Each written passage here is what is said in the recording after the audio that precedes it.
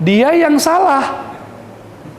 Kalau suaminya CEO, dia minta maharnya Alphard, dia minta emas bergram-gram, itu silakan.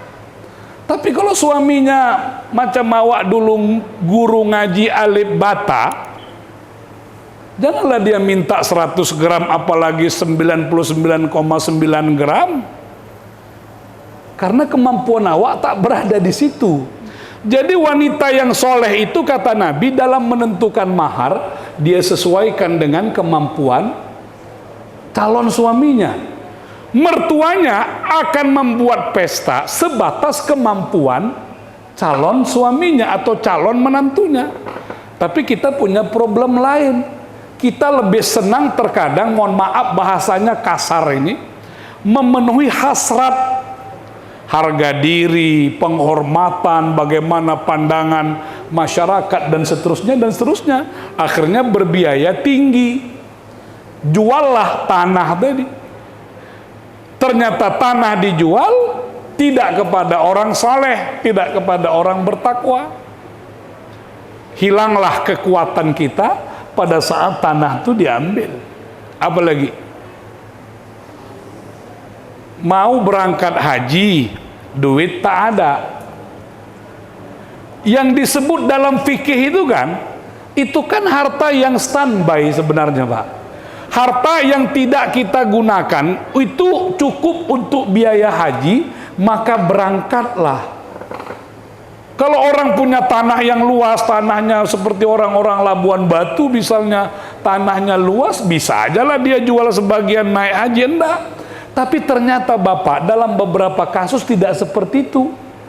Saya sudah 2 kali mendapatkan pengaduan itu, bukannya besar tanah emak ayahnya nih 20 kali 30 meter, cuman berada tempat strategis, dirayu oleh anaknya. Ya, kalau ayah mau berangkat haji, jual aja tanah nih. Ayah haji, bagilah sama kami sikit-sikit anak ayah. Nanti ayah mau tinggal di mana, ayah tinggal pilih di tempat abang, kakak, atau tempatku, kata sang anak. Orang tua iyalah, terpengaruhlah dia, membayangkan mau pergi haji itu, juallah tapak rumah tadi, berangkatlah naik haji, anak-anak pun sudah dibagilah hasil penjualan tanah tuh sikit-sikit. Sebulan 2 bulan dia tinggal di rumah anaknya. Pertama masih elok menantu di, lama-lama nampak watak asli menantu yang macam hantu tuh. Dibuatlah mertua tadi tak betah, dibuatlah tak nyaman. Akhirnya apa Bapak Ibu? Tekatung-katung orang tua nih. Dia tak mau tinggal tempat anaknya karena tak nyaman, dan tak nyaman itu sengaja diciptakan oleh menantunya. Akhirnya apa? Nyewa rumah. Dan itu bukan 1-2 kasus yang begitu. Makanya kalau kita mengaji fikih, bolehkah menghibahkan harta pada saat kita masih hidup kepada anak-anak kita? Silakan. Tapi kalau menghibahkan tempat tinggal kita sendiri, diperiksalah dulu menantu kita tuh. Kalau model hantu tuh, itu hati-hati. Sengsara wak nanti di belakang hari dibuatnya. Ya. Jadi kalau dia hanya punya tanah terbatas sebagai hartanya, dia tidak wajib melaksanakan haji, nggak wajib. Haji itu kan orang yang mampu. Apa yang mampu? Dia punya duit berlebih dari kebutuhan normalnya, baru dia berangkat haji. Makanya Bapak Ibu, fatwa ulama, arisan haji, dana talangan haji, dana talangan umroh, itu nggak direkomendasikan. Kalau bank-bank dia tawarkan aja kepada kita, ini Pak dana talangan umroh, nanti Bapak pulang haji baru bayar, yang penting Bapak berangkat haji, Bapak berangkat umroh dulu pakai dana talangan. Itu tidak direkomendasikan, sebenarnya dia belum memiliki kemampuan. Nah, apa yang ketiga? Ini masih bagus, apalagi orang Batak. Orang Batak akan sanggup menjual seberapa besar pun, seberapa banyak pun tanah untuk sekolah anaknya. Itu bagus. Tapi masalahnya sekarang, anak yang disekolahkan nih udah berhasil dia, bisa dia tak beli tanah lagi. Jadi tanah itu amat penting Bapak Ibu sekalian untuk dimiliki oleh orang Islam. Harus punya tanah. Bukan saja kehidupan dunia. Jadi ada tafsir barunya begini. Rabbana atina fid dunya hasanah wa fil akhirati hasanah wa qina adzabannar. Berikan kami kebaikan di dunia, berikan kami kebaikan di akhirat. Dua-dua baik. Kebaikan di akhirat itu apa? Ya, kita memahaminya amal soleh, sholat, ibadah, yang lain-lain. Untuk akhirat, iya gitu. Nah sekarang inilah muncul dalam kajian-kajian fikih, apakah kita wajib menyiapkan kuburan kita sendiri? Nah, itu pertanyaan fikihnya. Apakah kita wajib atau itu menjadi beban bagi orang yang hidup? Kalau kita berpikirnya menjadi beban bagi orang yang hidup, kita bisa santai-santai aja. Nanti aku kan mati kan diurus orang tuh, terserah orang tuh lah di mana mau ditanamkan orang tuh, di mana mau dikuburkannya. Kalau tak jumpa orang tuh tanah, anyutkannya aku ke sungai itu, terserah. Dulu Bapak Ibu berpikir kita bisa begitu. Dulu bisa begitu. Kenapa? Pada saat tanah-tanah wakaf itu begitu amat sangat banyak. Tapi pada perkembangan berikutnya sulitnya orang berwakaf tanah lagi. Apalagi di kota-kota, pinggiran kota itu sudah sulit. Maka kita punya problem tentang tanah kuburan itu. Dan tidak banyak masjid, tidak banyak STM yang mulai berpikir untuk menyiapkan kuburan itu. Walaupun kita sebatas menyiapkan saja. Karena ayatnya itu kan mengatakan begini, la tadri nafsun bi ayyi ardin tamut. Inilah dijadikan orang sebagai dalil tidak perlu menyiapkan tanah kuburan. Kenapa? Ayat itu mengatakan la tadri nafsun, tidak ada yang tahu, kita ini tak pernah tahu di bumi mana kita akan meninggal dunia. Lah karena kita nggak tahu sama sekali, kenapa kita harus mempersiapkan kuburan kita? Nah, itu satu hal. Tapi jangan lupa hal yang lain, di mana kita juga harus mempersiapkan sesuatu. Dan sebenarnya Bapak Ibu ada prinsip yang paling hebat. An-Nisa ayat 9. Lah apa ayatnya itu?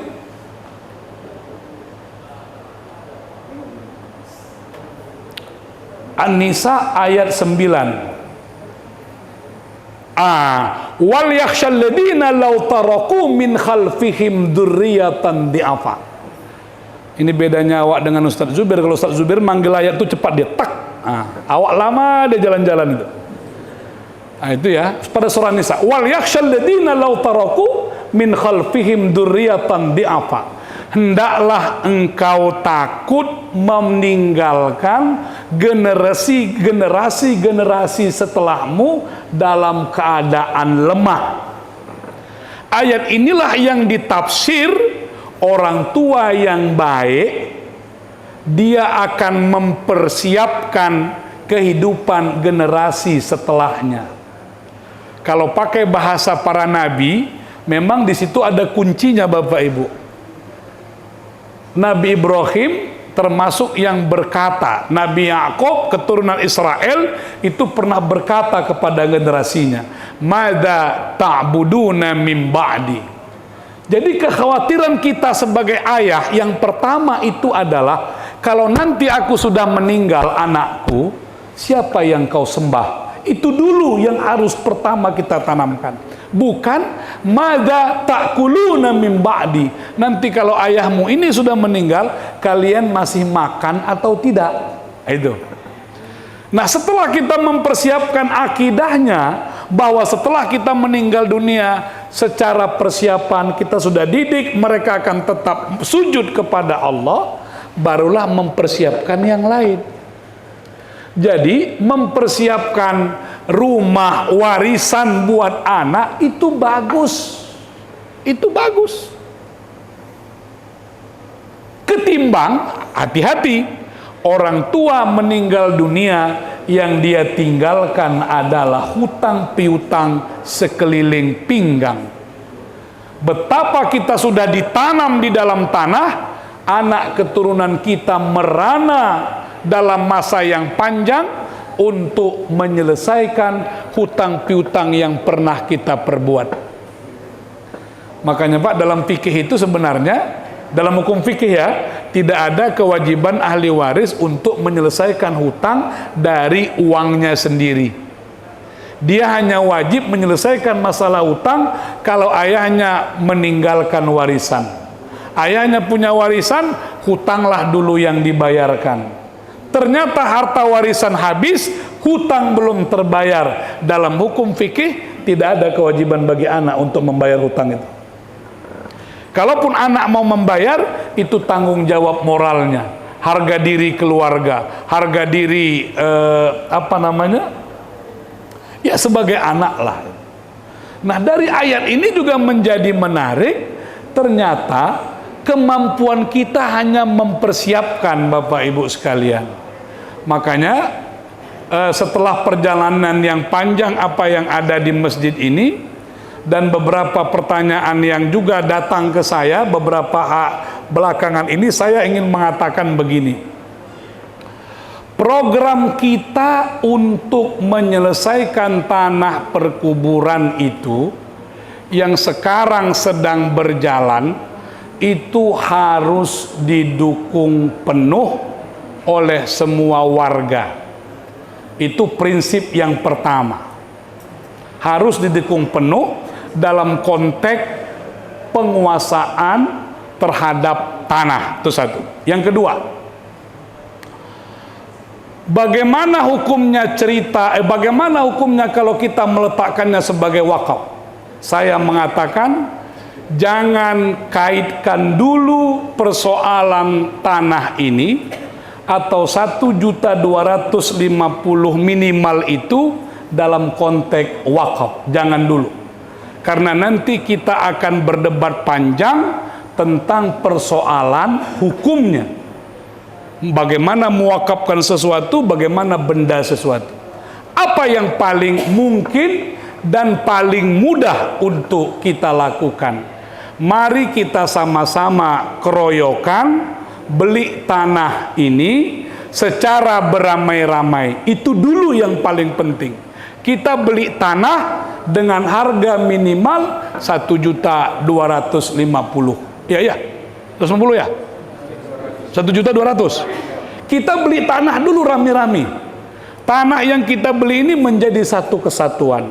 Insya Allah nanti ini prosesnya berjalan selesai. Yang penting begini, saya mencoba mencari menelaah bagaimana telaah fikihnya, dan tidak bisa fikihnya berdiri sendiri. Jadi hukum fikih tertaut dengan masalah sosiologi, tertaut dengan masalah antropologi, tertaut dengan masalah dalam tanda petik politik tanah di negara ini. Makanya kita harus menguasai tanah kuburan ini dengan cara membeli seperti yang sudah berlangsung. Kalau nanti sudah terjadi pembelian tanah itu, sudah kita kuasai tanah itu, disinilah baru kita akan masuk langkah berikutnya. Tentu tanah yang sudah kita beli itu kan tidak kita olah sendiri, kan nggak ada nanti yang mau menyangkul di tanah tuh mau nanam ubi rambat, kan tak ada. Yang penting dapat dulu tanah tuh, setelah dia selesai barulah kita menyerahkannya apakah ke STM menjadi pemberian atau menjadi wakafkah, infakkah, atau apapun namanya.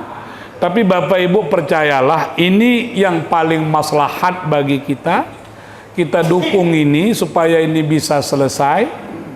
bisa berhasil, dan sama-sama kita berdoa supaya proses legislasinya, apa legislasi itu? Proses hukum yang akan berjalan menjadi apa yang kita miliki menjadi benar.